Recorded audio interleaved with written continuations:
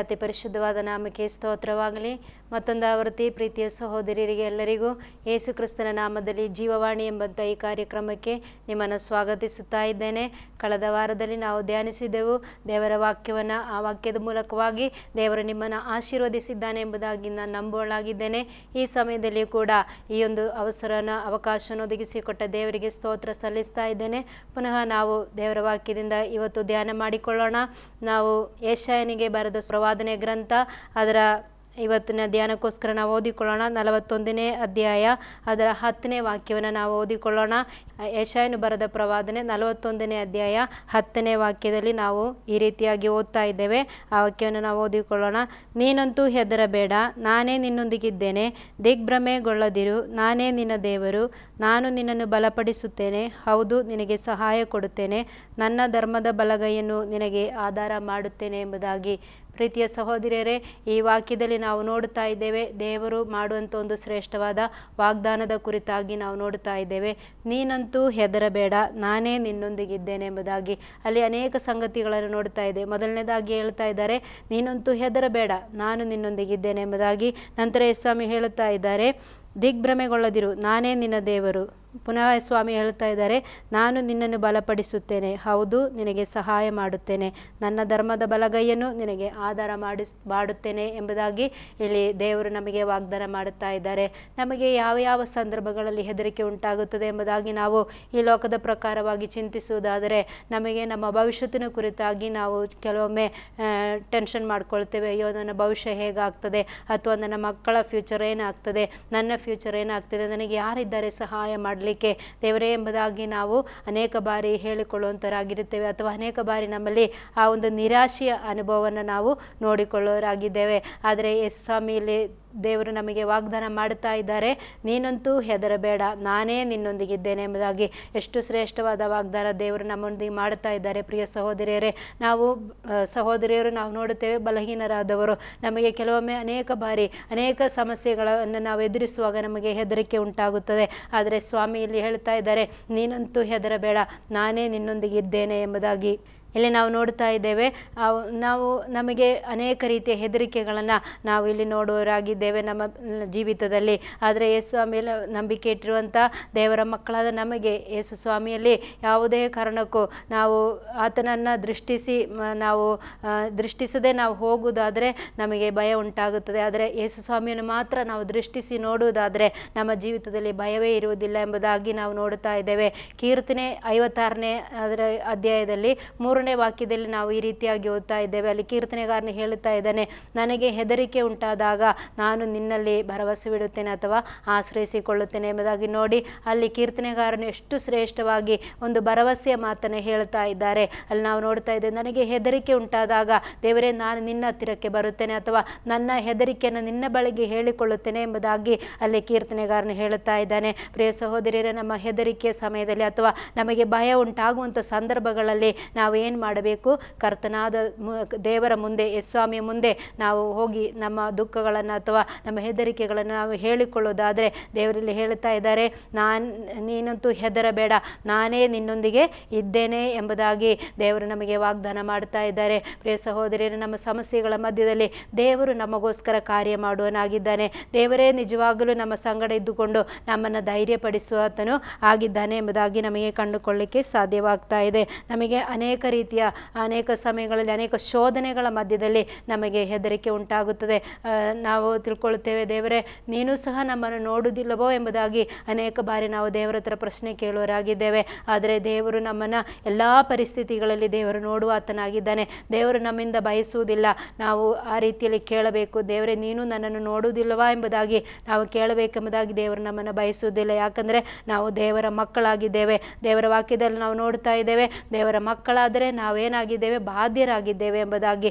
ಆತನ ಎಲ್ಲ ಅವಕಾಶಗಳಿಗೆ, ದೇವರು ನಮಗೆ ಕೊಟ್ಟಿರುವಂಥ ಎಲ್ಲ ಅವಕಾಶಗಳಿಗೆ ನಾವು ಬಾಧ್ಯರಾಗಿದ್ದೇವೆ ಅಥವಾ ನಾವು ಅದಕ್ಕೆ ಆ ಒಂದು ಅವಸ್ಥೆಗೆ ನಾವು ದೇವರು ಕೊಟ್ಟಿರುವಂಥ ವಾಗ್ದಾನಕ್ಕೆ ನಾವೇನಾಗಿದ್ದೇವೆ, ಬಾಧ್ಯಸ್ಥರಾಗಿದ್ದೇವೆ ಎಂಬುದಾಗಿ ಅಥವಾ ಬಾಧ್ಯರಾಗಿದ್ದೇವೆ ಎಂಬುದಾಗಿ ನಮಗೆ ಕಂಡುಕೊಳ್ಳಿಕ್ಕೆ ಸಾಧ್ಯವಾಗ್ತಾ ಇದೆ. ಪ್ರಿಯ ಸಹೋದರರೇ, ಆದ್ದರಿಂದ ಶೋಧನೆಗಳ ಮಧ್ಯದಲ್ಲಿ ನಾವು ಯಾವುದೇ ಕಾರಣಕ್ಕೂ ಬೇಸತ್ತು ಹೋಗಬಾರದು. ನಮ್ಮನ್ನು ಸೃಷ್ಟಿಸಿದಂಥ ದೇವರನ್ನು ನಾವು ನೋಡುವವರಾಗಿರಬೇಕು. ನೀನಂತೂ ಹೆದರಬೇಡ, ನಾನೇ ನಿನ್ನೊಂದಿಗಿದ್ದೇನೆ ಎಂಬುದಾಗಿ ಸ್ವಾಮಿ ನಮಗೆ ವಾಗ್ದಾನ ಮಾಡಿದ್ದಾರೆ. ಒಮ್ಮೆ ಯೇಸು ಸ್ವಾಮಿಯ 12 ಮಂದಿ ಶಿಷ್ಯರು ಸಹ ಆಮೇಲೆ ಅವರು ದೋಣಿಯನ್ನು ಹತ್ತಿಕೊಂಡು ಅವರು ಆಚೆ ದಡಕ್ಕೆ ಹೋಗುವಂಥ ಒಂದು ಸಂದರ್ಭ ಬರ್ತಾ ಉಂಟು. ಯೇಸು ಸ್ವಾಮಿ ಆವಾಗ ಅವರ ಸಂಗಡ ಇರಲಿಲ್ಲ. ಮಾರ್ಕನ ಸುವಾರ್ತೆ 4ನೇ ಅಧ್ಯಾಯಕ್ಕೆ ಬರುವಾಗ ಅಲ್ಲಿ ನಮಗೆ ಆ ಒಂದು ಸಂದರ್ಭವನ್ನು ನೋಡಲಿಕ್ಕೆ ಸಾಧ್ಯವಾಗ್ತದೆ. ಅಲ್ಲಿ 4ನೇ ಅಧ್ಯಾಯ ಮಾರ್ಕನ ಸುವಾರ್ತೆ ಅದರ 35ರಿಂದ 41 ಇರುವಂಥ ವಾಕ್ಯಗಳಲ್ಲಿ ನಾವು ಈ ರೀತಿಯಲ್ಲಿ ನೋಡ್ತಾ ಇದ್ದೇವೆ. ಅಲ್ಲಿ ಯೇಸು ಸ್ವಾಮಿಯ ಶಿಷ್ಯರು ಏನು ಮಾಡಿದರು ಎಂಬುದಾಗಿ ನೋಡುವಾಗ ಅವರು 35ನೇ ವಾಕ್ಯದಲ್ಲಿ, ಆ ಹೊತ್ತು ಸಾಯಂಕಾಲವಾದಾಗ ಆತನು ಅವರಿಗೆ ಆಚೆ ದಡಕ್ಕೆ ಹೋಗೋಣ ಎಂದು ಹೇಳಲು ಅವರು ಆ ಜನರ ಗುಂಪನ್ನು ಬಿಟ್ಟು ಆತನು ಅದೇ ದೋಣಿಯಲ್ಲಿ ಹಾಗೆಯೇ ಕರ್ಕೊಂಡು ಹೋದರು. ಬೇರೆ ದೋಣಿಗಳು ಆತನ ಸಂಗಡ ಇದ್ದವು. ತರುವಾಯ ದೊಡ್ಡ ಬಿರುಗಾಳಿ ಎದ್ದು ತೆರೆಗಳು ಆ ದೋಣಿಗೆ ಬಡಿದು ಒಳಗೆ ನುಗ್ಗಿದ್ದರಿಂದ ಆ ದೋಣಿ ಆಗಲೇ ತುಂಬುವುದಕ್ಕೆ ಬಂದಿತ್ತು ಎಂಬುದಾಗಿ. ಇಲ್ಲಿ ನೋಡಿ, ಆ ಯೇಸು ಸ್ವಾಮಿ ಶಿಷ್ಯರು ಹೋಗುವಂಥ ಸಂದರ್ಭದಲ್ಲಿ ಅವರಿಗೆ ವಿರುದ್ಧವಾಗಿ, ಅವರು ಹೋಗುತ್ತಿದ್ದಂಥ ಹಡಗಿನ ವಿರೋಧವಾಗಿ ಅಲೆಗಳು ಏಳುತ್ತಾ ಉಂಟು. ಅವರ ಹಡಗು ಮುಳುಗಿ ಹೋಗುವಷ್ಟು ಬಿರುಗಾಳಿಯಲ್ಲಿ ಏಳುವುದನ್ನು ನಾವು ನೋಡುವವರಾಗಿದ್ದೇವೆ. ಪ್ರಿಯ ಸಹೋದರಿಯರೇ, ನಾವು ಕೂಡ ಈ ಲೋಕದ ಪ್ರಯಾಣದಲ್ಲಿರುವಾಗ ನಮ್ಮ ಜೀವಿತವೆಂಬ ಹಡಗಿಗೆ ವಿರುದ್ಧವಾಗಿ ಅನೇಕ ಸಮಸ್ಯೆಗಳು ಬರುತ್ತವೆ, ಅನೇಕ ರೀತಿಯಾದಂಥ ಕಷ್ಟ ನಷ್ಟಗಳು ನಮಗೆ ಸಂಭವಿಸುತ್ತದೆ. ಆದರೆ ಅದರ ಮಧ್ಯದಲ್ಲಿ ದೇವರು ನಮ್ಮನ್ನು ಎಂದಿಗೂ ಕೈ ಬಿಡುವುದಿಲ್ಲ. ಆತನು ನಮ್ಮ ಸಂಗಡ ಇದ್ದಾನೆ. ಅಲ್ಲಿ ದೇವರ ವಾಕ್ಯದಲ್ಲಿ ನಾವು ನೋಡಿದ್ದೇವೆ, ಯೆಶಾಯನ ಪ್ರವಾದನೆ ಗ್ರಂಥ 41ನೇ ಅಧ್ಯಾಯ 10ನೇ ವಾಕ್ಯದಲ್ಲಿ, ನೀನಂತೂ ಹೆದರಬೇಡ, ನಾನೇ ನಿನ್ನೊಂದಿಗೆ ಇದ್ದೇನೆ ಎಂಬುದಾಗಿ. ನೋಡಿ, ಅಂಥ ಒಂದು ಸಮಸ್ಯೆಯ ಮಧ್ಯದಲ್ಲಿ ಶಿಷ್ಯರು ಏನು ಮಾಡ್ತಾ ಇದ್ದಾರೆ, ಅಲ್ಲಿ ದೇವರ ಸನ್ನಿಧಾನದಲ್ಲಿ ಮೊರೆ ಇಡುತ್ತಾ ಇದ್ದಾರೆ. ದೇವರೇ, ಅಪ್ಪ, ಗುರುವೇ, ನಾವು ಈಗ ಸತ್ತು ಹೋಗ್ತೇವೆ, ನಮ್ಮನ್ನು ನೀನು ಕಾಪಾಡು ಎಂಬುದಾಗಿ ಅವರು ದೇವರ ಮುಂದೆ ಅವರು ಗೋಳಿಡ್ತಾ ಇದ್ದಾರೆ. ಆ ಸಂದರ್ಭದಲ್ಲಿ ಯೇಸು ಸ್ವಾಮಿ ಎದ್ದು ಏನು ಮಾಡ್ತಾ ಇದ್ದಾರೆ, ಗಾಳಿಯನ್ನು, ಸಮುದ್ರವನ್ನು ಅಲ್ಲಿ ಅವರು ಶಾಂತಪಡಿಸುತ್ತಾ ಇದ್ದಾರೆ ಎಂಬುದಾಗಿ ನಮಗೆ ಕಂಡುಕೊಳ್ಳಲಿಕ್ಕೆ ಸಾಧ್ಯವಾಗ್ತಾ ಇದೆ. ಅವರು ಹಾಗೆ ಆಳುವಂಥ ಸಂದರ್ಭದಲ್ಲಿ 39ನೇ ವಾಕ್ಯದಲ್ಲಿ ನಾವು ನೋಡ್ತಾ ಇದ್ದೇವೆ, ಆತನು ಎದ್ದು ಗಾಳಿಯನ್ನು ಗದರಿಸಿ ಸಮುದ್ರಕ್ಕೆ ಸುಮ್ಮನಿರು, ಮೊರೆಯಬೇಡ ಎಂದು ಅಪ್ಪಣೆ ಕೊಟ್ಟನು. ಕೂಡಲೇ ಗಾಳಿ ನಿಂತು ಹೋಗಿ ಎಲ್ಲ ಶಾಂತವಾಯಿತು ಎಂಬುದಾಗಿ ಅಲ್ಲಿ ನಾವು ನೋಡ್ತಾ ಇದ್ದೇವೆ. ಪ್ರಿಯ ಸಹೋದರಿಯರೇ, ನಮಗೆ ವಿರುದ್ಧವಾಗಿ ಬರುವಂಥ ಸಮಸ್ಯೆಗಳ ಮಧ್ಯದಲ್ಲಿ ನಾವು ದೇವರನ್ನು ಕರೆಯುವುದಾದರೆ, ದೇವರನ್ನು ನಾವು ಕೇಳಿಕೊಳ್ಳುವುದಾದರೆ, ದೇವರೇನು ಮಾಡುತ್ತಾರೆ, ನಮ್ಮ ಸಂಗಡ ಇದ್ದುಕೊಂಡು ಆ ಸಮಸ್ಯೆಯನ್ನು ಬಗೆಹರಿಸುವ ಆತನಾಗಿದ್ದಾನೆ. ಅಲ್ಲಿ ಸ್ವಾಮಿ ಹೇಳ್ತಾ ಇದ್ದಾರೆ, ಅಲ್ಲಿ ಎದ್ದು ನಿಂತುಕೊಂಡು, ಯಾಕಂದರೆ ಯೇಸು ಸ್ವಾಮಿ ಸೃಷ್ಟಿಕರ್ತನಾದ ದೇವರು, ಆತನು ಸೃಷ್ಟಿಸಿದಂಥ ಆ ಸಮುದ್ರಕ್ಕೆ, ಆ ಗಾಳಿಗೆ ಆತನ ಅಪ್ಪಣೆ ಕೊಡ್ತಾ ಇದ್ದಾನೆ, ನೀನು ಸುಮ್ಮನೆ ಇರು, ಇನ್ನು ಮುಂದೆ ನೀನು ಶಬ್ದ ಮಾಡಬೇಡ ಎಂಬುದಾಗಿ ಯೇಸು ಸ್ವಾಮಿ ಗದರಿಸುವಾಗ ಆ ಒಂದು ಗಾಳಿ ಶಾಂತವಾಯಿತು, ಸಮುದ್ರ ಕೂಡ ಶಾಂತವಾಯಿತು ಎಂಬುದಾಗಿ ನಮಗೆ ಕಂಡುಕೊಳ್ಳಲಿಕ್ಕೆ ಸಾಧ್ಯವಾಗ್ತಾ ಇದೆ. ಪ್ರಿಯ ಸಹೋದರರೇ, ಆ ಯೇಸು ಸ್ವಾಮಿ ನಮ್ಮ ಸಂಗಡ ಇದ್ದಾರೆ. ಆ ದೇವರು ನಮ್ಮನ್ನು ಕೈ ಬಿಡುವ ಆತನಲ್ಲ. ಆತನು ನಮ್ಮ ಸಮಸ್ಯೆಯ ಮಧ್ಯದಲ್ಲಿ ನಮ್ಮ ಜೊತೆಗೇ ಬಂದು ನಮ್ಮನ್ನು ಕೈ ಹಿಡಿದು ನಡೆಸುವ ಆತನಾಗಿದ್ದಾನೆ ಎಂಬುದಾಗಿ ನಮಗೆ ಈ ವಾಕ್ಯದಲ್ಲಿ ನಾವು ಓದುವಾಗ ಕಂಡುಕೊಳ್ಳಲಿಕ್ಕೆ ಸಾಧ್ಯವಾಗ್ತಾ ಇದೆ. ಆದ್ದರಿಂದ ನಮ್ಮ ಆ ಒಂದು ಸಮಸ್ಯೆಗಳ ಮಧ್ಯದಲ್ಲಿ ನೀನಂತೂ ಹೆದರಬೇಡ, ನಾನೇ ನಿನ್ನೊಂದಿಗಿದ್ದೇನೆ ಎಂಬುದಾಗಿ ವಾಗ್ದಾನ ಮಾಡಿದ ಸ್ವಾಮಿಯನ್ನು ನಾವು ನಂಬುವುದಾದರೆ, ದೇವರು ನಮ್ಮ ಸಂಗಡ ಇದ್ದುಕೊಂಡು, ನಮ್ಮ ಜೊತೆಯಲ್ಲಿ ಇದ್ದುಕೊಂಡು, ನಮ್ಮ ಜೀವಿತದಲ್ಲಿ, ನಮ್ಮ ಸಮಸ್ಯೆಗಳ ಮಧ್ಯದಲ್ಲಿ ಆತನು ಅದ್ಭುತವನ್ನು ಮಾಡುವ ಆತನಾಗಿದ್ದಾನೆ. ದೇವರ ಮಕ್ಕಳೇ, ಎಲ್ಲ ಜನರಿಗೆ ಸಮಸ್ಯೆ ಉಂಟು, ಯಾರಿಗೆ ಸಮಸ್ಯೆ ಇಲ್ಲ ಎಂಬುದಾಗಿ ನೋಡುವಾಗ ಈ ಲೋಕದಲ್ಲಿ ಹುಟ್ಟಿದಂಥ ಪ್ರತಿಯೊಬ್ಬರಿಗೆ ಒಂದೊಂದು ರೀತಿಯ ಸಮಸ್ಯೆಗಳಿದೆ. ಆದರೆ ದೇವರನ್ನು ನಿರೀಕ್ಷಿಸದೇ ಇರುವವರು ಆ ಸಮಸ್ಯೆಗಳ ಮಧ್ಯದಲ್ಲಿ ಸೋತು ಹೋಗುತ್ತಾರೆ. ಆದರೆ ದೇವರನ್ನು ನಿರೀಕ್ಷಿಸಿದಂಥ ದೇವರ ಮಕ್ಕಳಾದ ನಮಗೆ ನಿರೀಕ್ಷೆ ಉಂಟು ಎಂಬುದಾಗಿ ನಮಗೆ ಕಂಡುಕೊಳ್ಳಲಿಕ್ಕೆ ಸಾಧ್ಯವಾಗ್ತಾ ಇದೆ. ನನ್ನ ನಿರೀಕ್ಷೆಯು ನನ್ನನ್ನು ಸೃಷ್ಟಿಸಿದಂಥ ನನ್ನ ದೇವರಲ್ಲಿ ಎಂಬುದಾಗಿ ದೇವರ ವಾಕ್ಯದಲ್ಲಿ ನಾವು ನೋಡ್ತಾ ಇದ್ದೇವೆ. ಪ್ರಿಯ ಸಹೋದರಿಯರೇ, ಆದ್ದರಿಂದ ನಾವೇನು ಮಾಡಬೇಕು, ನಮ್ಮನ್ನು ಸೃಷ್ಟಿಸಿದಂಥ, ನಮಗೆ ವಾಗ್ದಾನ ಮಾಡಿದಂಥ ದೇವರನ್ನು ನಾವು ಯಾವಾಗಲೂ ಆಶ್ರಯವಾಗಿ ಇಟ್ಟುಕೊಳ್ಳುವವರು ಆಗಿರಬೇಕು ಎಂಬುದಾಗಿ. ಮತ್ತೊಂದು ವಾಕ್ಯವನ್ನು ನಾವು ಓದಿಕೊಳ್ಳುವುದಾದರೆ, ಯೆಶಾಯನ ಪ್ರವಾದನೆ ಗ್ರಂಥ ಅದರ 43ನೇ ಅಧ್ಯಾಯದಲ್ಲಿ ನಾವು ಓದುವಾಗ ಅಲ್ಲಿ ಕೂಡ ಒಂದು ಶ್ರೇಷ್ಠವಾದಂಥ ಒಂದು ವಾಗ್ದಾನವನ್ನು ಅಲ್ಲಿ ನಮಗೆ ಕಂಡುಕೊಳ್ಳಲಿಕ್ಕೆ ಸಾಧ್ಯವಾಗ್ತಾ ಇದೆ. ಯೆಶಾಯನ ಪ್ರವಾದನೆ ಗ್ರಂಥ 43ನೇ ಅಧ್ಯಾಯ ಅದರ 2ನೇ ವಾಕ್ಯ, ನೀನು ಜಲರಾಶಿಯನ್ನು ಹಾದು ಹೋಗುವಾಗ ನಾನು ನಿನ್ನ ಸಂಗಡ ಇರುವೆನು, ನದಿಗಳನ್ನು ದಾಟುವಾಗ ಅವು ನಿನ್ನನ್ನು ಮುಳುಗಿಸವು, ಉರಿಯಲ್ಲಿ ನಡೆಯುವಾಗ ನೀನು ಕಂದದಿರುವಿ, ಜ್ವಾಲೆಯು ನಿನ್ನನ್ನು ದಹಿಸದು ಎಂಬುದಾಗಿ ಇಲ್ಲಿ ನಾವು ನೋಡ್ತಾ ಇದ್ದೇವೆ.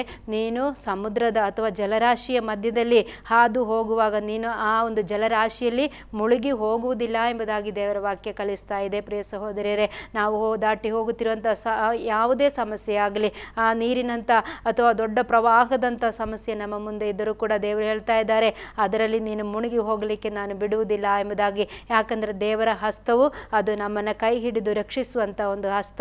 ಆ ಒಂದು ಸಮಸ್ಯೆಗೆ ನಮ್ಮನ್ನು ಒಳಪಡಿಸದೆ ನಮ್ಮನ್ನು ಬಾಚಿಕೊಂಡು ಅಪ್ಪಿಕೊಳ್ಳುವಂಥ ದೇವರ ಪ್ರೀತಿ ಎಂಬುದಾಗಿ ನಮಗೆ ಕಂಡುಕೊಳ್ಳಲಿಕ್ಕೆ ಸಾಧ್ಯವಾಗ್ತಾ ಇದೆ. ಆದ್ದರಿಂದ ಪ್ರಿಯ ಸಹೋದರಿಯರೇ, ನಾವು ಈ ವಾಕ್ಯಗಳನ್ನೆಲ್ಲ ನಮ್ಮ ಜೀವಿತದಲ್ಲಿ ಧ್ಯಾನ ಮಾಡುವವರಾಗಿರಬೇಕು. ಆ ವಾಕ್ಯಗಳನ್ನು ನಾವು ಯಾವಾಗಲೂ ದೇವರು ನಮಗೆ ಕೊಟ್ಟಂಥ ಬಾಯಿಂದ ನಾವು ಅರಿಕೆ ಮಾಡುವಂಥವ್ರು, ಅಥವಾ ಅದನ್ನು ಯಾವಾಗಲೂ ನಾವು ಹೇಳಿಕೊಳ್ಳುತ್ತಾ ಇರಬೇಕು.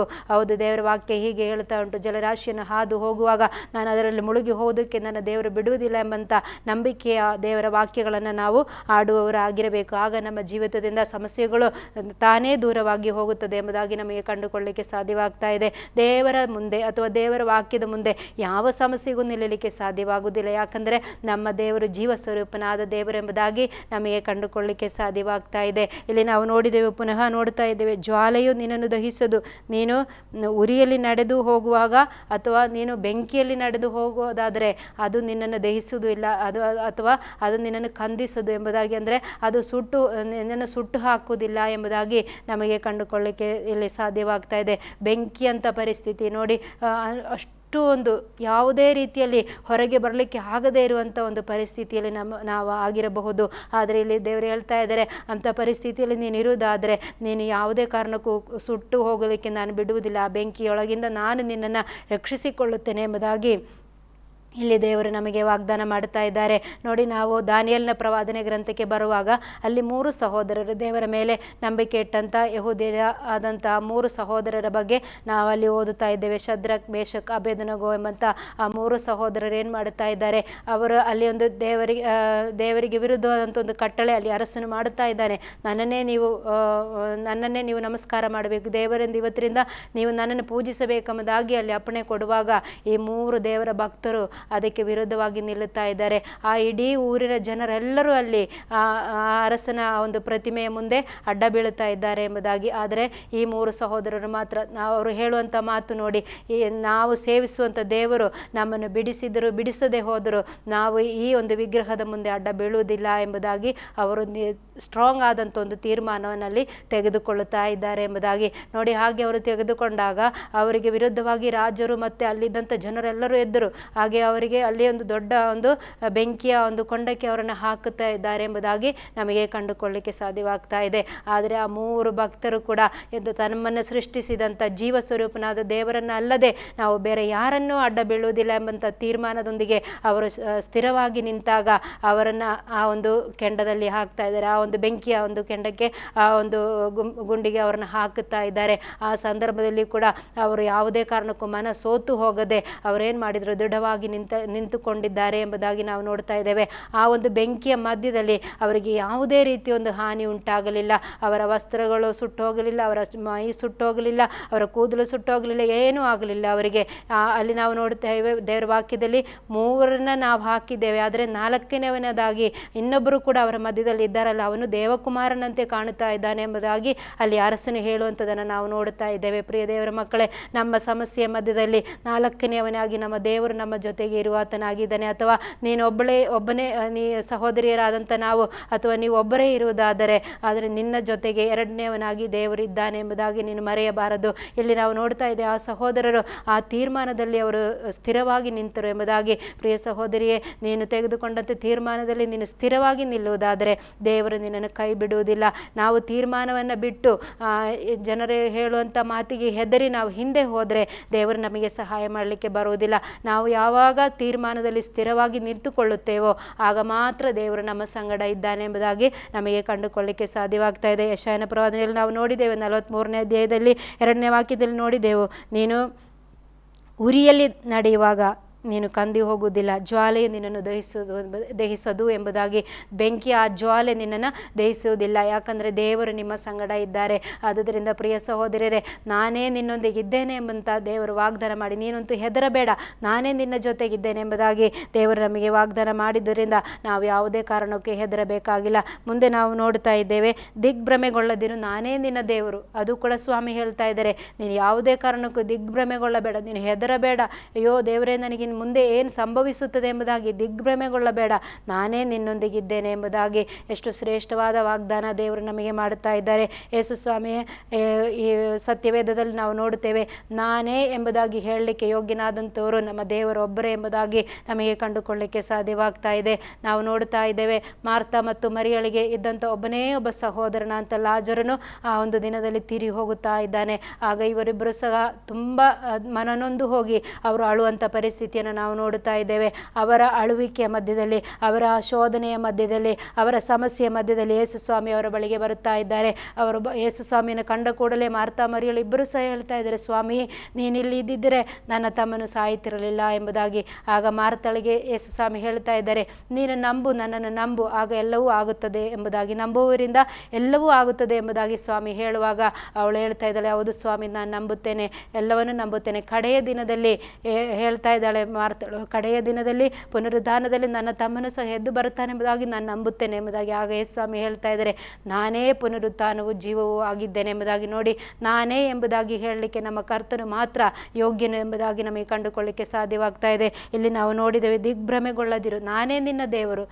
ಯಾವುದೇ ಕಾರಣಕ್ಕೂ ನಮ್ಮ ಜೀವಿತದಲ್ಲಿ ಬರುವಂಥ ಸಮಸ್ಯೆಗಳನ್ನು ನೋಡಿ ನಾವು ಹೆದರಬಾರದು. ಯಾಕಂದರೆ ದೇವರು ಹೇಳ್ತಾ ಇದ್ದಾರೆ, ನೀನು ದಿಗ್ಭ್ರಮೆಗೊಳ್ಳಬೇಡ, ನಾನೇ ನಿನ್ನೊಂದಿಗಿದ್ದೇನೆ ಎಂಬುದಾಗಿ, ನಾನೇ ಪುನರುತ್ಥಾನವೂ ಜೀವವೂ ಆಗಿದ್ದೇನೆ ಎಂಬುದಾಗಿ ಹೇಳಿದಂಥ ದೇವರು ನಮ್ಮ ಸಂಗಡ ಇದ್ದಾರೆ. ನಮ್ಮ ಜೀವಿತದಲ್ಲಿ ಎಲ್ಲವನ್ನು ಕಳ್ಕೊಂಡಂಥ ಪರಿಸ್ಥಿತಿ ಇದ್ದಿರಬಹುದು, ನಮಗೆ ಬೇಕಾದಂಥವರು ನಮ್ಮನ್ನು ಬಿಟ್ಟು ಅಗಲಿ ಹೋದಂಥ ಸಂದರ್ಭಗಳಿರಬಹುದು, ಅಥವಾ ನಮ್ಮನ್ನು ಇಷ್ಟರವರೆಗೂ ಸಹಾಯ ಮಾಡುತ್ತಿದ್ದಂಥವರು ನಮ್ಮನ್ನು ಬಿಟ್ಟು ಹೋಗಿರಬಹುದು. ಆದರೆ ನೀನು ಯಾವುದೇ ಕಾರಣಕ್ಕೂ ಬೇಸರ ಪಡಬೇಕಾಗಿಲ್ಲ. ಇಲ್ಲಿ ದೇವರ ವಾಕ್ಯ ಹೇಳ್ತಾ ಇದೆ, ನಾನೇ ನಿನ್ನೊಂದಿಗಿದ್ದೇನೆ ಎಂಬುದಾಗಿ ದೇವರು ನಮಗೆ ವಾಗ್ದಾನ ಮಾಡುತ್ತಾ ಇದ್ದಾರೆ. ನಿನ್ನ ಯಾವ ಸಮಸ್ಯೆಯ ಮಧ್ಯದಲ್ಲಿ ಆದರೂ ಕೂಡ ಯೇಸು ಸ್ವಾಮಿ ನಿನ್ನ ಜೊತೆಗಿದ್ದಾನೆ. ಅದರಿಂದ ನೀನು ಆ ವಿಷಯವನ್ನು ಯಾವತ್ತೂ ಮರೆಯಬಾರದು. ಪ್ರಿಯ ಸಹೋದರಿ, ದೇವರು ನಿಮ್ಮ ಸಂಗಡ ಇದ್ದುಕೊಂಡು ನಿಮಗೆ ಒಳ್ಳೆಯ ಆಲೋಚನೆಗಳನ್ನು ಹೇಳಿಕೊಡುವನಾಗಿದ್ದಾನೆ ಎಂಬುದಾಗಿ ನಾವು ನೋಡ್ತಾ ಇದ್ದೇವೆ. ಮಾರ್ತಾ ಮರಿಯಳ ಮನೆಗೆ ಬಂದ ಕೂಡಲೇ ಯೇಸು ಸ್ವಾಮಿ ಆತನನ್ನೇ ನೀವೆಲ್ಲಿ ಇಟ್ಟಿದ್ದೀರಿ ಎಂಬುದಾಗಿ ಕೇಳಿಕೊಂಡು ಅಲ್ಲಿ ಹೋಗಿ, ಅಲ್ಲಿ ಯೇಸು ಸ್ವಾಮಿ ಆ ಲಾಜರನನ್ನು ಸತ್ತು 4 ದಿನಗಳಾದ ನಂತರವಾಗಿ ಲಾಜರನನ್ನು ಅಲ್ಲಿ ಎಬ್ಬಿಸುವುದಾಗಿ ನಾವು ನೋಡುತ್ತಾ ಇದ್ದೇವೆ. ಪ್ರಿಯ ಸಹೋದರಿಯರೇ, ದೇವರಲ್ಲಿ ನಂಬಿಕೆ ಇಟ್ಟಿರುವಂಥ ನಮಗೆ ದೇವರು ನಮ್ಮ ದೃಷ್ಟಿಯಲ್ಲಿ ಅಸಾಧ್ಯವಾಗಿ ತೋರುವಂಥದ್ದನ್ನು ದೇವರು ಸಾಧ್ಯವಾಗಿ ಮಾಡುವಾತನಾಗಿದ್ದಾರೆ. ನಮ್ಮ ಜೀವಿತದಲ್ಲಿ ಯಾವ ನಿರೀಕ್ಷೆ ಇಲ್ಲ, ಸತ್ತು 4 ದಿವಸ ಆಯ್ತಲ್ಲ ಸ್ವಾಮಿ, ಅದು ವಾಸನೆ ಬರ್ತಾ ಇರಬಹುದು ಎಂಬುದಾಗಿ ಅವರು ಹೇಳ್ತಾ ಇದ್ದಾರೆ. ಅಂಥ ಪರಿಸ್ಥಿತಿಯಲ್ಲಿ ಆ ಒಂದು ನಿರೀಕ್ಷೆ ಇಲ್ಲದಂಥ ಒಂದು ಅನುಭವದಲ್ಲಿ ದೇವರವರಿಗೆ ಹೊಸ ನಿರೀಕ್ಷೆಯನ್ನು ಕೊಡ್ತಾ ಇದ್ದಾರೆ. ಪ್ರಿಯ ಸಹೋದರಿಯರೇ, ನಿರೀಕ್ಷೆ ಇಲ್ಲದೇ ಇರುವಂಥ ನಮ್ಮ ಜೀವಿತದಲ್ಲಿ ನಿರೀಕ್ಷೆಯನ್ನುಂಟು ಮಾಡುವುದಕ್ಕೆ ದೇವರು ಶಕ್ತನಾಗಿದ್ದಾನೆ. ಅಲ್ಲಿ ದೇವರು ಹೇಳ್ತಾ ಇದ್ದಾರೆ, ದಿಗ್ಭ್ರಮೆಗೊಳ್ಳಬೇಡ, ನಾನೇ ನಿನ್ನೊಂದಿಗಿದ್ದೇನೆ ಎಂಬುದಾಗಿ. ಮತ್ತು ದೇವರ ವಾಕ್ಯದಲ್ಲಿ ನಾವು ನೋಡ್ತಾ ಇದ್ದೇವೆ, ನಾನೇ ಮಾರ್ಗವೂ ಸತ್ಯವೂ ಜೀವವೂ ಆಗಿದ್ದೇನೆ ಎಂಬುದಾಗಿ ಯೋಹಾನ ಸುವಾರ್ತೆ 14ನೇ ಅಧ್ಯಾಯದಲ್ಲಿ ಯೇಸು ಸ್ವಾಮಿ ಹೇಳಿರುವುದನ್ನು ನಾವು ನೋಡ್ತಾ ಇದ್ದೇವೆ. ನಾನೇ ಮಾರ್ಗವೂ ಸತ್ಯವೂ ಜೀವವು, ನನ್ನ ಮೂಲಕವಲ್ಲದೆ ಯಾರೂ ತಂದೆಯ ಬಳಿಗೆ ಹೋಗಲಿಕ್ಕೆ ಸಾಧ್ಯವಿಲ್ಲ ಎಂಬುದಾಗಿ. ಪ್ರಿಯ ಸಹೋದರಿಯರೇ, ನಮ್ಮ ಜೀವಿತದಲ್ಲಿ ಬರುವಂಥ ಎಲ್ಲ ಸಮಸ್ಯೆಗಳಿಗೆ ನಮ್ಮ ಕರ್ತನು ಆ ಸಮಸ್ಯೆಗಳ ಮಧ್ಯದಲ್ಲಿ ನಮ್ಮ ದೇವರು ನಮ್ಮ ಜೊತೆಗಿದ್ದುಕೊಂಡು ಅದನ್ನೆಲ್ಲವನ್ನು ನೀಗಿಸಲಿಕ್ಕೆ ಆತನು ಶಕ್ತನಾಗಿದ್ದಾನೆ. ದಿಗ್ಭ್ರಮೆಗೊಳ್ಳಬೇಡ, ದೇವರು ನಿನ್ನೊಂದಿಗಿದ್ದಾರೆ. ಯೇಸು ಸ್ವಾಮಿ ಹೇಳ್ತಾ ಇದ್ದಾರೆ, ನಾನೇ ನಿನ್ನೊಂದಿಗೆ ಇದ್ದೇನೆ ಎಂಬುದಾಗಿ. ಮತ್ತೆ ನಾವು ನೋಡುತ್ತಾ ಇದ್ದೇವೆ, ನಾನು ನಿನ್ನನ್ನು ಬಲಪಡಿಸುತ್ತೇನೆ ಎಂಬುದಾಗಿ ದೇವರು ಹೇಳ್ತಾ ಇದ್ದಾರೆ. ಶೋಧನೆಯ ಮಧ್ಯದಲ್ಲಿ ಶೋಧನೆಗಳು ನಮಗೆ ಬರುತ್ತವೆ. ಶೋಧನೆಗಳು ಬರುವಾಗ ಅದನ್ನು ದಾಟಿ ಹೋಗಲಿಕ್ಕೆ ಬೇಕಾದಂಥ ಶಕ್ತಿಯನ್ನು ದೇವರು ಕೊಡ್ತಾನೆ ಎಂಬುದಾಗಿ ಕೊರಿಂಥ್ಯ ಪತ್ರಿಕೆಯಲ್ಲಿ ನಾವು ನೋಡ್ತಾ ಇದ್ದೇವೆ. ಪ್ರಿಯ ಸಹೋದರಿಯರೇ, ದೇವರು ಹೇಳ್ತಾ ಇದ್ದಾರೆ, ನಾನೇ ನಿನಗೆ ಸಹಾಯ ಮಾಡುತ್ತೇನೆ, ನಾನು ನಿನ್ನನ್ನು ಬಲಪಡಿಸುತ್ತೇನೆ ಎಂಬುದಾಗಿ ದೇವರು ಹೇಳುತ್ತಾ ಇದ್ದಾರೆ. ಬಲ ಕೊಡುವಾತನು ಶೋಧನೆಯ ಮಧ್ಯದಲ್ಲಿ, ನಮ್ಮ ಬಲಹೀನತೆಯ ಮಧ್ಯದಲ್ಲಿ ನಮಗೆ ಬಲ ಕೊಡುವವನು ಯಾರು ಎಂಬುದಾಗಿ ನೋಡುವಾಗ ನಮ್ಮ ದೇವರು ಎಂಬುದಾಗಿ ನಾವು ನೋಡುತ್ತಾ ಇದ್ದೇವೆ. ನಮ್ಮ ದೇವರ ಮುಂದೆ ನಾವು ಹೇಳಿಕೊಳ್ಳುವಾಗ ನಮ್ಮನ್ನು ಕೈ ಬಿಡದೆ ಇರುವ ಆತನಾಗಿದ್ದಾನೆ. ನೀನಂತೂ ಹೆದರಬೇಡ. ನೋಡಿ, ಯಾವ ಸಮಸ್ಯೆಯನ್ನು ನೋಡಿ ನೀನು ಹೆದರಬೇಡ ಎಂಬುದಾಗಿ ಇಲ್ಲಿ ನಾವು ದೇವರ ವಾಕ್ಯದಿಂದ ಕೇಳಿಕೊಳ್ಳುತ್ತಾ ಇದ್ದೇವೆ. ಪ್ರಿಯ ಸಹೋದರಿಯರೇ, ಆದ್ದರಿಂದ ನಾವೇನು ಮಾಡಬೇಕು? ದೇವರ ವಾಕ್ಯದಲ್ಲಿ ಹೇಳ್ತಾ ಇದ್ದಾರೆ, ನಾನು ನಿನ್ನನ್ನು ಬಲಪಡಿಸುತ್ತೇನೆ ಎಂಬುದಾಗಿ. ಯಾವಾಗ ಬಲಪಡಿಸುವಂಥದ್ದು ಎಂಬುದಾಗಿ ನಾವು ನೋಡುವಾಗ ಬಲಹೀನತೆಗಳ ಮಧ್ಯದಲ್ಲಿ ದೇವರು ನಮ್ಮನ್ನು ಬಲಪಡಿಸುವ ಆತನಾಗಿದ್ದಾನೆ. ನಾವು ಧರ್ಮೋಪದೇಶ ಕಾಂಡದಲ್ಲಿ 1ನೇ ಅಧ್ಯಾಯದಲ್ಲಿ ನಾವು ನೋಡ್ತಾ ಇದ್ದೇವೆ, ಇಸ್ರಾಯೇಲ್ ಜನರಿಗೆ ಮೋಶೆ ಬೋಧನೆ ಮಾಡುವಂಥ ಸಮಯದಲ್ಲಿ ಇದುವರೆಗೂ ನಡೆಸಿಕೊಂಡು ಬಂದಂಥ ದೇವರು ಒಂದು ಮಗುವಿನ ಹಾಗೆ, ಒಂದು ತಂದೆ ಯಾವ ರೀತಿಯಲ್ಲಿ ಒಂದು ಮಗುವನ್ನು ಎತ್ತಿಕೊಂಡು ಹೋಗುತ್ತಾರೋ ಅದೇ ಪ್ರಕಾರ ನಾನು ನಿಮ್ಮನ್ನು ಹೊತ್ತುಕೊಂಡು ಬಂದನಲ್ಲ ಎಂಬುದಾಗಿ ಅಲ್ಲಿ ನಾವು ನೋಡುತ್ತಾ ಇದ್ದೇವೆ. ಪ್ರಿಯ ದೇವರ ಮಕ್ಕಳೇ,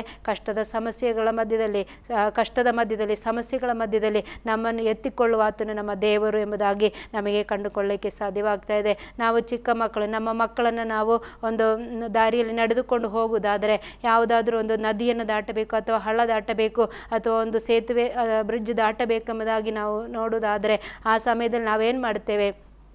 ಚಿಕ್ಕ ಮಕ್ಕಳಿಗೆ ನಡಿಲಿಕ್ಕೆ ಆಗುವುದಿಲ್ಲ ಅಥವಾ ಅವರಿಗೆ ಆ ನೀರಲ್ಲಿ ಹೋಗಲಿಕ್ಕೆ ಆಗುವುದಿಲ್ಲ. ಆಗ ನಾವೇನು ಮಾಡುತ್ತೇವೆ? ನಾವು ಅವ್ರನ್ನ ಎತ್ತಿಕೊಂಡು ನಾವು ಅದರ ಮಧ್ಯದಲ್ಲಿ ನಾವು ನಡ್ಕೊಂಡು ಹೋಗುತ್ತೇವೆ. ಪ್ರಿಯ ದೇವರ ಮಕ್ಕಳೇ, ನಮ್ಮ ತಂದೆಯಾದ ದೇವರು ಕೂಡ ಹಾಗೆ ಯಾವ ರೀತಿಯಲ್ಲಿ ಒಂದು ತಂದೆ ತನ್ನ ಮಗನನ್ನು ಎತ್ತುಕೊಂಡು ತನ್ನ ಹೆಗಲಿನ ಮೇಲೆ ಕೂರಿಸಿ ಆ ಒಂದು ಶೋಧನೆಗಳ ಮಧ್ಯದಲ್ಲಿ ದಾಟಿ ಹೋಗುತ್ತಾರೋ ಅದೇ ಪ್ರಕಾರ ನಮ್ಮ ತಂದೆಯಾದ ದೇವರು ನಮ್ಮ ಶೋಧನೆಯ ಮಧ್ಯದಲ್ಲಿ ನಮ್ಮನ್ನು ಸಹಾಯ ಮಾಡಲಿಕ್ಕೆ ಶಕ್ತನಾಗಿದ್ದಾನೆ, ನಮ್ಮನ್ನು ಬಲಪಡಿಸುವ ಆತನಾಗಿದ್ದಾನೆ ಎಂಬುದಾಗಿ, ನಮ್ಮ ಬಲಹೀನತೆಗಳ ಸಮಯದಲ್ಲಿ ದೇವರು ನಮಗೆ ಬಲ ಕೊಡುವ ಆತನಾಗಿದ್ದಾನೆ ಎಂಬುದಾಗಿ ನಮಗೆ ಇಲ್ಲಿ ಕಂಡುಕೊಳ್ಳಲಿಕ್ಕೆ ಸಾಧ್ಯವಾಗ್ತಾ ಇದೆ. ಪುನಃ ನಾವು ನೋಡ್ತಾ ಇದ್ದೇವೆ, ಹೌದು, ಪುನಃ ದೇವರು ಹೇಳ್ತಾ ಇದ್ದಾರೆ, ಹೌದು ನಿನಗೆ ಸಹಾಯ ಮಾಡ್ತೇನೆ. ಅಲ್ಲಿ ದೇವರು ಖಂಡಿತವಾಗಿ ಹೇಳ್ತಾ ಇದ್ದಾರೆ, ಹೌದು ನಿನಗೆ ನಾನೇ ಸಹಾಯ ಮಾಡುತ್ತೇನೆ ಎಂಬುದಾಗಿ. ನೋಡಿ ಪ್ರಿಯ ದೇವರ ಮಕ್ಕಳೇ, ಇಷ್ಟು ಶ್ರೇಷ್ಠ ವಾಗ್ದಾನ ಮಾಡಿದಂಥ ದೇವರು ಮತ್ತೆ ಯಾರೂ ಇಲ್ಲ ಈ ಲೋಕದಲ್ಲಿ ಎಂಬುದಾಗಿ ನಮಗೆ ಕಂಡುಕೊಳ್ಳಲಿಕ್ಕೆ ಸಾಧ್ಯವಾಗ್ತಾ ಇದೆ. ಆದುದರಿಂದ ನಾವೇನು ಮಾಡೋಣ? ದೇವರ ಸನ್ನಿಧಾನದಲ್ಲಿ ನಮ್ಮನ್ನು ಒಪ್ಪಿಸಿಕೊಡೋಣ. ದೇವರು ಹೇಳ್ತಾ ಇದ್ದಾರೆ, ನಿನಗೆ ನಾನು ಸಹಾಯ ಮಾಡುತ್ತೇನೆ. ಹೌದು, ಪುನಃ ಅದನ್ನು ದೃಢಪಡಿಸುತ್ತಾ ಇದ್ದೇನೆ, ಹೌದು ನಾನೇ ನಿನಗೆ ಸಹಾಯ ಮಾಡುತ್ತೇನೆ ಎಂಬುದಾಗಿ. ಆದುದರಿಂದ ಶೋಧನೆಗಳನ್ನು ದಾಟಿ ಹೋಗುತ್ತಿರುವಂಥ ಸಹೋದರಿ, ನೀನು ಇವತ್ತು ಅಳುವುದಾದರೆ ದೇವರು ಹೇಳ್ತಾ ಇದ್ದಾರೆ, ನೀನು ಅಳಬೇಡ, ನಾನು ನಿನ್ನೊಂದಿಗಿದ್ದೇನೆ. ನೀನು ಸಮಸ್ಯೆ ಮಧ್ಯದಲ್ಲಿ ಸೋತು ಹೋಗಿರುವುದಾದರೆ ದೇವರು ಹೇಳ್ತಾ ಇದ್ದಾರೆ, ನೀನು ಸೋತು ಹೋಗಬೇಡ ಮಗಳೇ, ನಾನೇ ಇವತ್ತು ನಿನ್ನೊಂದಿಗಿದ್ದೇನೆ ಎಂಬುದಾಗಿ ಸ್ವಾಮಿ ನಿನಗೆ ಧೈರ್ಯವನ್ನು ಹೇಳುವಾತನಾಗಿದ್ದಾನೆ. ಆದುದರಿಂದ ಸಮಸ್ಯೆಗಳನ್ನು ದಾಟಿ ಹೋಗುತ್ತಿರುವಂಥ ಸಹೋದರಿಯರು ಯಾರಾದರೂ ಇರುವುದಾದರೆ ಈ ಹೊತ್ತು ನಾವು ಒಟ್ಟಾಗಿ ಪ್ರಾರ್ಥನೆ ಮಾಡಿಕೊಳ್ಳೋಣ. ದೇವರ ವಾಗ್ದಾನದ ಮುಂದೆ ನಮ್ಮನ್ನು ಸಮರ್ಪಿಸಿಕೊಳ್ಳೋಣ, ದೇವರ ಮುಂದೆ ನಮ್ಮನ್ನು ಒಪ್ಪಿಸಿಕೊಡೋಣ. ದೇವರೇ, ನನ್ನ ಇಂಥ ಸಮಸ್ಯೆಗಳುಂಟು ಸ್ವಾಮಿ, ನೀನೇ ನನಗೆ ಸಹಾಯ ಮಾಡಬೇಕೆಂಬುದಾಗಿ ನಾವು ಪ್ರಾರ್ಥನೆ ಮಾಡಿಕೊಳ್ಳೋಣ. ನಾವು ಒಟ್ಟಾಗಿ ಈ ಸಮಯದಲ್ಲಿ ಕೇಳಿದ ದೇವರ ವಾಕ್ಯದ ಮುಂದೆ ನಮ್ಮನ್ನು ಒಪ್ಪಿಸಿಕೊಟ್ಟು ಪ್ರಾರ್ಥಿಸೋಣ. ಪ್ರೀತಿ ಸ್ವರೂಪನಾಗಿರುವಂಥ ನಮ್ಮ ಪರಲೋಕದ ತಂದೆಯಾದ ದೇವರೇ, ಈ ಒಳ್ಳೆಯ ಸಮಯಕ್ಕಾಗಿ ನಿಮಗೆ ಸ್ತೋತ್ರಗಳನ್ನು ಸಲ್ಲಿಸ್ತೇನೆ ಸ್ವಾಮಿ. ದೇವರೇ, ವಿಶೇಷವಾಗಿ ನಿನ್ನ ವಾಕ್ಯದ ಮೂಲಕವಾಗಿ ನೀನು ಮಾತನಾಡಿದೆ, ನೀನಂತೂ ಹೆದರಬೇಡ, ನಾನೇ ನಿನ್ನೊಂದಿಗಿದ್ದೇನೆ ಎಂಬುದಾಗಿ ನೀನು ವಾಗ್ದಾನ ಮಾಡಿದೆಯಲ್ಲ ರಾಜ. ಅಪ್ಪ, ವಿಶೇಷವಾಗಿ ಈ ದಿನದಲ್ಲಿ ಅಪ್ಪ ಈ ವಾಕ್ಯವನ್ನು ಕೇಳುತ್ತಿರುವಂಥ ಸಹೋದರಿಯರ ಮೇಲೆ ನಿನ್ನ ವಿಶೇಷವಾದ ಕೃಪೆಯನ್ನು, ಕಟಾಕ್ಷವನ್ನು ನೀನು ಸುರಿಸಬೇಕೆಂಬುದಾಗಿ ನಾವು ಪ್ರಾರ್ಥನೆ ಮಾಡುತ್ತಾ ಇದ್ದೇವೆ. ಯಾರ್ಯಾರು ಈ ದಿನದಲ್ಲಿ ಸ್ವಾಮಿ ಅಪ್ಪ ಒಂದು ಶೋಧನೆ ಮಧ್ಯದಲ್ಲಿ ದಾಟಿ ಹೋಗುತ್ತಿದ್ದಾರೆ ಸ್ವಾಮಿ, ನಮಗೆ ಯಾರಿದ್ದಾರೆ ಸಹಾಯ ಮಾಡಲಿಕ್ಕೆ, ನನಗೆ ಯಾರೂ ಇಲ್ಲವಲ್ಲ ಎಂಬುದಾಗಿ ಗೋಳಾಡುತ್ತಿರುವಂಥ ಸಹೋದರರ ಕಣ್ಣೀರನ್ನು ಒರೆಸಲಿಕ್ಕೆ ನೀನು ಶಕ್ತನಾಗಿದ್ದಿಲ್ಲ ದೇವರೇ. ಯಾಕಂದರೆ ನೀನು ಹೇಳಿದಿ, ನಾನೇ ನಿನಗೆ ಸಹಾಯ ಮಾಡುತ್ತೇನೆ ಎಂಬುದಾಗಿ. ನಿನ್ನ ಹಾಗೆ ಕರ್ತನೆ ಸಹಾಯ ಮಾಡಲಿಕ್ಕೆ ಅಪ್ಪ ಹಾಲೆಲೂಯ ಬೇರೆ ಯಾರೂ ಇಲ್ಲ ಸ್ವಾಮಿ. ನಮ್ಮ ಕಣ್ಣೀರಿನ ಮಧ್ಯದಲ್ಲಿ, ನಮ್ಮ ದುಃಖದ ಮಧ್ಯದಲ್ಲಿ, ಸಮಸ್ಯೆ ಮಧ್ಯದಲ್ಲಿ ನೀನೇ ನಮ್ಮನ್ನು ಬಲಪಡಿಸುವಾತನಾಗಿದ್ದಿ, ನೀನೇ ನಮಗೆ ಸಹಾಯ ಮಾಡುವಾತನಾಗಿದ್ದಿ ರಾಜ. ಅಪ್ಪ, ನಿನ್ನ ವಾಗ್ದಾನದ ಪ್ರಕಾರವಾಗಿ ಈ ದಿನದಲ್ಲಿ ನಿನ್ನ ವಾಕ್ಯವನ್ನು ಕೇಳುತ್ತಿರುವಂಥ ಇವತ್ತು ನನ್ನೊಂದಿಗೆ ಪ್ರಾರ್ಥಿಸುವಂಥ ಸಹೋದರಿಯರಿಗೆ ದೇವರ ವಿಶೇಷವಾದ ಬಲವನ್ನು ದಯಪಾಲಿಸು. ದೇವರೇ, ನಿನ್ನ ಧೈರ್ಯವನ್ನು ಅವರಲ್ಲಿ ತುಂಬಿಸು ಸ್ವಾಮಿ. ಯಾವುದೇ ಕಾರಣಕ್ಕೂ ಅವರು ನಿರಾಶರಾಗಿ ಹೋಗದೆ ನಮ್ಮನ್ನು ನಿರ್ಮಿಸಿದವನಾದಂಥ, ನಮ್ಮನ್ನು ಉಂಟು ಮಾಡಿದವನಾದಂಥ ನಿನ್ನನ್ನು ನಿರೀಕ್ಷಿಸಿಕೊಂಡವರಾಗಿ ಹೊಸ ಬಲದೊಂದಿಗೆ ಸ್ವಾಮಿ, ಹೊಸ ಶಕ್ತಿಯಿಂದ ಮುಂದೆ ಸಾಗುವುದಕ್ಕೆ ಅವರಿಗೆ ಕೃಪೆ ನೀಡಬೇಕೆಂಬುದಾಗಿ ದೇವರೇ ನಿನ್ನ ಸನ್ನಿಧಾನದಲ್ಲಿ ನಾವು ಪ್ರಾರ್ಥನೆ ಮಾಡುತ್ತಾ ಇದ್ದೇವೆ. ನೀನಾಗೆ ಮಾಡಲಿಕ್ಕೆ ಶಕ್ತನಾಗಿದೆ, ಅದಕ್ಕಾಗಿ ನಿಮಗೆ ಸ್ತೋತ್ರಗಳನ್ನು ಸಲ್ಲಿಸ್ತಾ ಇದ್ದೇವೆ. ನೀನು ಹೇಳಿದೆ, ಹೌದು ನಾನೇ ನಿನಗೆ ಸಹಾಯ ಮಾಡುತ್ತೇನೆ ಎಂಬುದಾಗಿ. ಹೌದು ಸ್ವಾಮಿ. ಅಪ್ಪ, ನಿನ್ನ ವಾಗ್ದಾನದ ಪ್ರಕಾರವಾಗಿ ಪ್ರೀತಿಯ ನಿನ್ನ ಮಕ್ಕಳನ್ನು ನಡೆಸು ಸ್ವಾಮಿ, ಅವರ ಕಣ್ಣೀರನ್ನು ಒರೆಸಿ ಬಲಪಡಿಸು. ಪ್ರಾರ್ಥನೆ ಕೇಳಿದಕ್ಕಾಗಿ ಸ್ತೋತ್ರ. ಯೇಸು ಕ್ರಿಸ್ತನ ನಾಮದಲ್ಲಿ ಬೇಡುತ್ತೇವೆ ಪರಲೋಕದ ತಂದೆಯೇ, ಆಮೇನ್, ಆಮೇನ್. ದೇವರು ಈ ವಾಕ್ಯಗಳ ಮೂಲಕವಾಗಿ ನಮ್ಮನ್ನು ಆಶೀರ್ವಾದ ಮಾಡಲಿ. ನಿಮಗೆ ಯಾರಿಗಾದರೂ ಪ್ರಾರ್ಥನಾ ವಿಷಯಗಳು ಇರುವುದಾದರೆ ನಮ್ಮನ್ನು ಸಂಪರ್ಕಿಸಬಹುದು. ತೆರೆಯಲ್ಲಿ ಕಾಣುವಂಥ ನಂಬರಿಗೆ ನೀವು ಕಾಲ್ ಮಾಡಿ ನಿಮ್ಮ ಪ್ರಾರ್ಥನಾ ವಿಷಯಗಳನ್ನು ಹೇಳಬಹುದು. ನಿಮಗೇನಾದರೂ ಕೌನ್ಸಿಲಿಂಗ್ ಬೇಕಾದಲ್ಲಿ ನೀವು ನಮ್ಮನ್ನು ಸಂಪರ್ಕಿಸುವುದಾದರೆ ಅದನ್ನು ಕೂಡ ಮಾಡಲಿಕ್ಕೆ ನಾವು ಸಿದ್ಧರಾಗಿದ್ದೇವೆ. ದೇವರ ಕೃಪೆಯಿಂದ ದೇವರು ನಮ್ಮನ್ನು ನಡೆಸುವಾತನಾಗಿದ್ದಾನೆ. ಆದುದರಿಂದ ನಾವು ಯಾವುದೇ ಕಾರಣಕ್ಕೂ ಭಯಪಡಬೇಕಾಗಿಲ್ಲ. ದೇವರು ನಮ್ಮ ಸಂಗಡ ಇದ್ದಾರೆ. ದೇವರು ನಮ್ಮೆಲ್ಲರನ್ನ ಆಶೀರ್ವಾದ ಮಾಡಲಿ. ಆಮೇನ್.